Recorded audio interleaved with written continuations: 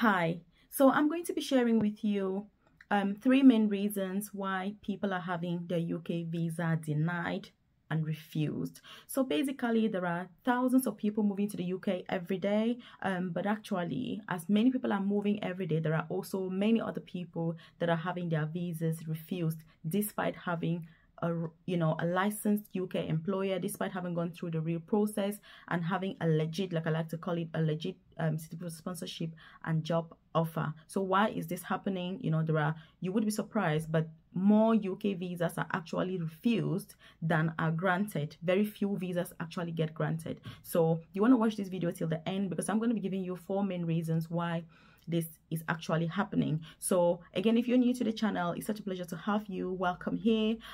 Do hit subscribe, turn on that notification button, because you want to be the first to be notified when I drop a new video every day here. If you're a returning subscriber, as you know, thank you for coming back. Thank you for watching these videos, and I'll really appreciate it if you like the content, just like the video, so that I know that you like what I'm talking about, so that I can do more of it. So basically, what are some of the reasons why people can have their UK visa refused? So the first reason is that you don't have the requirements that are needed for that particular visa. Because what you're going to realize is that many employers would actually assess you if you meet the criteria for the job that they are actually offering. And yes, they'll interview you, offer you the job, but they'll forget to check the requirements for the actual visa. Because especially if this is a UK employer that has recently had their license to recruit overseas, and they're not really aware of the right pathway to follow. So what you will find is that they can just offer you the job, they give you the certificate of sponsorship, and then they tell you to apply for the visa. So if you're not aware of what the requirements are, it's really easy for you to then end up with your visa declined. For example, English. So if you're applying for a UK visa, English is always a requirement. So it is your duty to know, should you be applying for IELTS UKVI? Do you need IELTS at all? Should it be IELTS academic? Should it be OET? What sort of test do you need? So depending on the role that you're applying for, whether you're a skilled worker or you're an unskilled worker, those are the two categories. It's going to be different. If you're also applying as a student, you're going to have different requirements, which some of these requirements will include funds as well. So if you're having to have money to show that you're able to support yourself when you move to the UK, you're supposed to make sure that you understand how much you should be having in your account and how long you should be having that amount of money for. Because if you don't have the right amount of money, they're going to turn you down, even though you've got everything as perfect. Also, if you have the right amount of money, but you haven't had it for the right length of time, they are not going to give you the visa as well. So you do want to make sure that before you apply for the visa, you understand inside out what exactly is needed, apart from just getting the job or getting, obviously, your position in uni if you're coming as a student. So this is so important. It's not just about applying for the visa. Should be, it's our final stage, and by this time most people, in fact, their mind is already in the UK, basically in the UK. And by the way, if this is your first time here and we don't know each other, my name is Melvis. I'm a nurse. I work for the NHS in England. I'm an advanced nurse practitioner. I also have a private coaching service where I support nurses, carers, student nurses with career progression in the UK. So if you're just looking for, those carer jobs, you want to change your job, you're looking for a senior position, most especially, I'm very passionate about career progression. It's something that I hold very close to my heart, very dear to me, because I think coming to the UK, yes, it's good, but for me, it's what happens next. Yes, now you're in the UK, so what? Yes, now you've had that carer job, then what? Yes, now you're a nurse, you've had your NMC PIN number, you're registered with the NMC, so what? Because it can be very miserable if you find yourself in the UK stuck. You don't, you want to progress, you want to develop, you're not sure what to do. It's a very frustrating thing. And that's why I take passion in supporting people who are interested, obviously, in getting this support and getting this, career progression, so that you can just be more efficient. Because career progression is not just about having senior positions. Sometimes for you, it could just mean being more effective, understanding the systems better in the UK. How do things work? Why are things done the way they are? Some people just join the program for that kind of support. And also, if you have an emergency, what do you do? You know, if you've got an issue at work, how do you support yourself? Because I can assure you that many people find themselves working in an area where they don't feel comfortable talking to people that they work with about the challenges that they are facing. So my private coaching program is something that has given many people that voice, it's given many people that, you know, that place to talk freely with people that understand the struggles that we face. Because look, if you are, you know, in the UK, for example, especially if you come from overseas, there are challenges that you face that somebody who was born in the UK, for example, they may never understand that those things are actual challenges. So again, it's just a place for us to, you know, just debrief, be honest with each other, and have no judgment, basically. So do check it out. You know, there's a link in the comment section below. See what we do. If you've got any questions, obviously leave them in the comment section. And before I even proceed, I want you to leave a comment below and say, Melvis, I will implement this. Because if you're in the process of looking for jobs now, the next stage is going to be that you're going to need a visa. So you want to watch this video till the end, because I don't want you coming back to me later to say, oh, Melvis, you know, I've got issues, this. No. The reason I'm doing this is to preempt that, so that you can avoid those things from happening, so that you can take the necessary steps to stop, you know, that from happening. It's not about dealing with the consequences. No, it's stopping that before it actually happens. So like we're saying, reason number one is that you don't actually have the right requirements. So for example, if you're coming as a dependent as well, what do you need? You know, marriage certificate, for example. I've seen somebody apply for a dependent visa without the marriage certificate, and this was declined. They were like, how do we know? Who are you to this person? And it's something so simple, and this is something that they had at home, but they didn't include it. So it's simple things like this that you need to be thinking about. You know, you need to, obviously, if you're part of my private coaching program, then we'll go through the requirements, make sure you've got everything ready before you submit your application. But if you're not, that's why I'm saying this, just make sure that you check and double check again. So that's the first reason. The second reason why people get their visa declined or refused or denied is actually that they have made a genuine mistake, you know, when applying. So if you're applying for a UK visa, you don't want to make any mistake at all, because even when you realize it can be very, very stressful for you, you want to make sure that you go through everything a million times if you have to.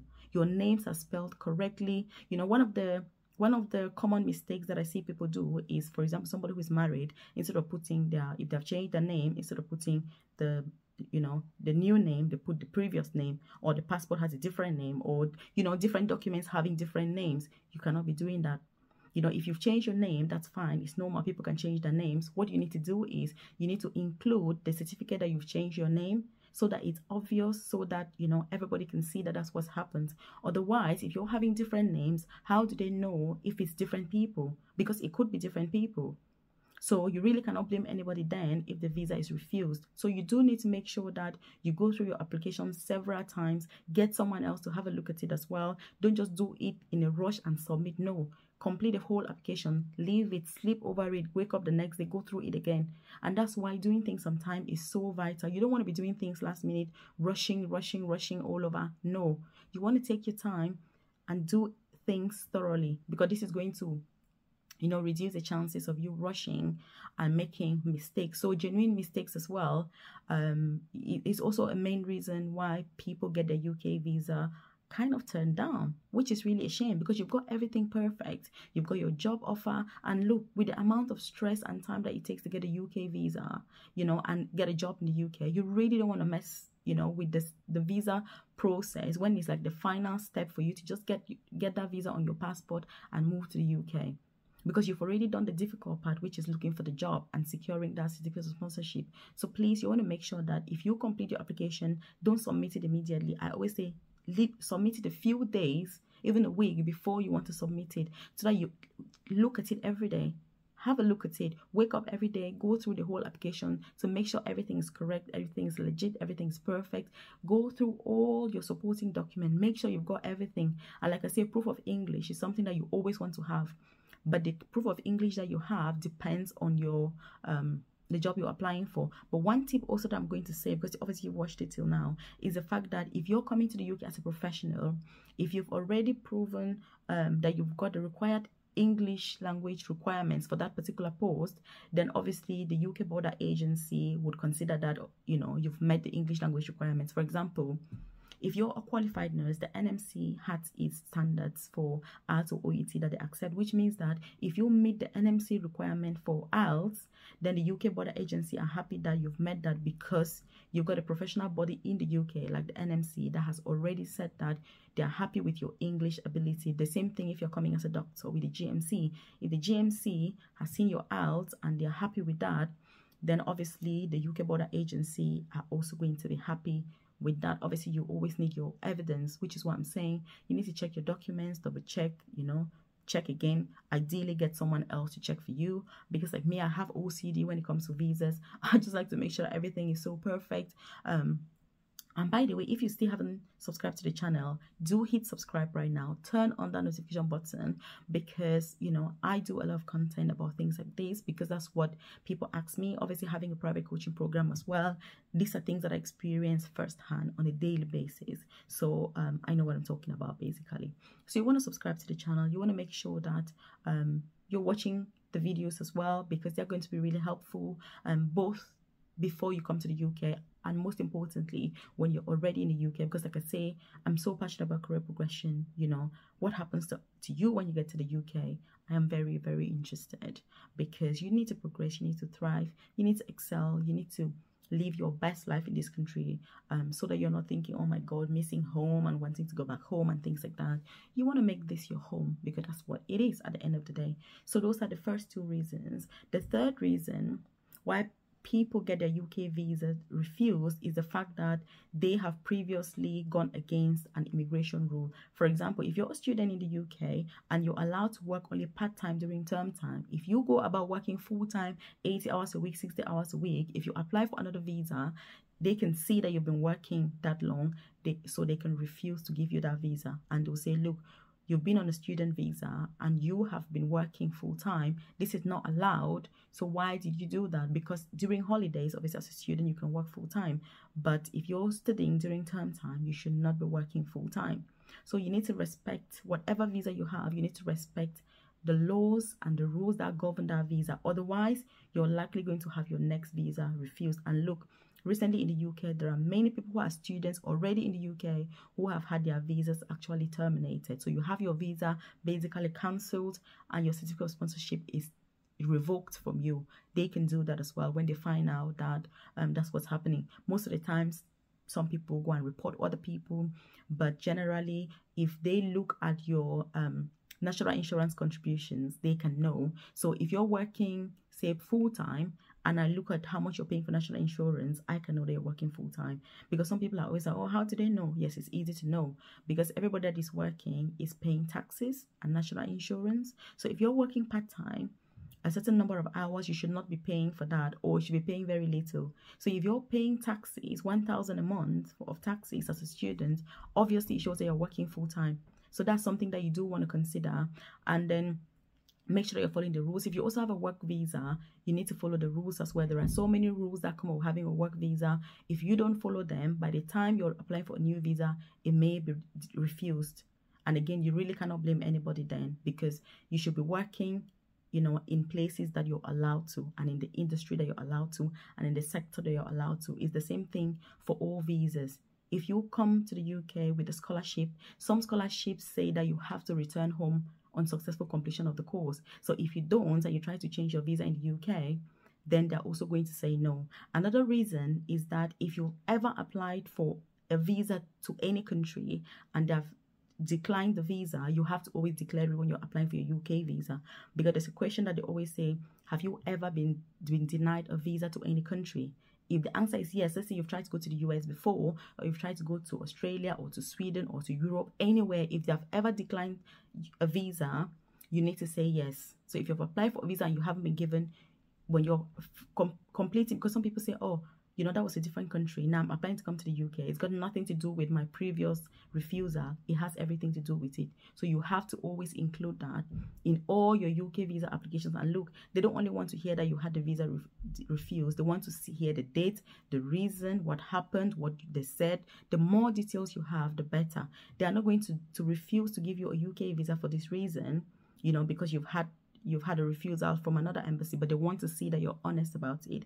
They want to see that you tell them, because again, they're able to know, because these things are using databases. With the internet now, everything is online, so it's easy to know what's going on. It's easy to know what everybody is up to, and that's why you need to make sure that you're honest. You're declaring if you've got any offenses, you've got any issues, you need to be declaring them genuinely, because otherwise they're going to find out, and when they do, they're going to stop your visa.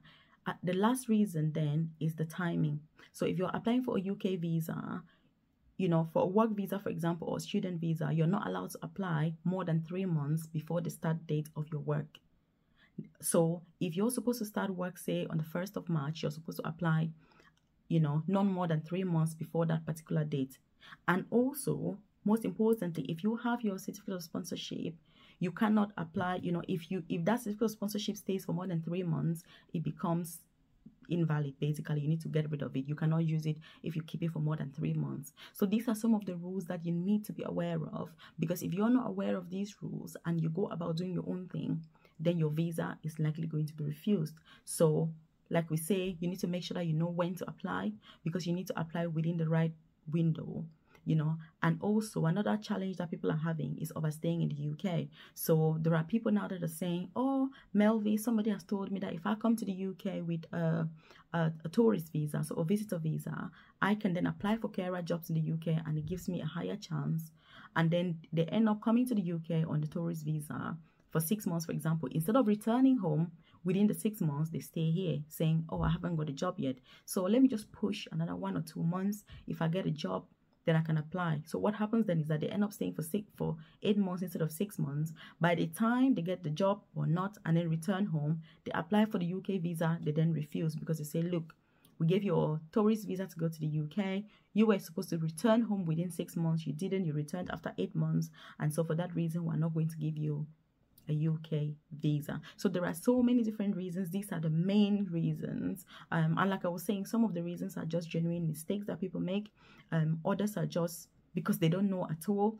That's why I'm bringing this information to you, because it's so important that you know, because it's so painful when somebody gets a visa refused. It's a lot of stress. UK visas are very expensive as well, so the time is not only about the time and the stress, but it's also the cost implications are very, very high, because it's not a cheap visa to have. It's very, very expensive. And by the way, just in case you're wondering, if you get your UK visa refused, you can always appeal. You know, if you think, oh my goodness, all I did was forget my wedding certificate, so rightfully I should have this visa, you know, then you can just include that document and appeal. So you still need to appeal. It's going to take how long it's going to take. But if it was just a matter of missing a particular document or making a genuine mistake and they refuse the visa, if you appeal, most of the times they'll grant obviously that visa. But it just depends on the reason that was given, because if it's a reason like you overstayed in the UK, that's different. That's something that is really, really serious. But if it's just a mistake that you've made, or just an omission that you've made because you genuinely didn't know, like the one I said about the name change, maybe you didn't include your certificate of name change. So again, just make sure that you're checking those documents.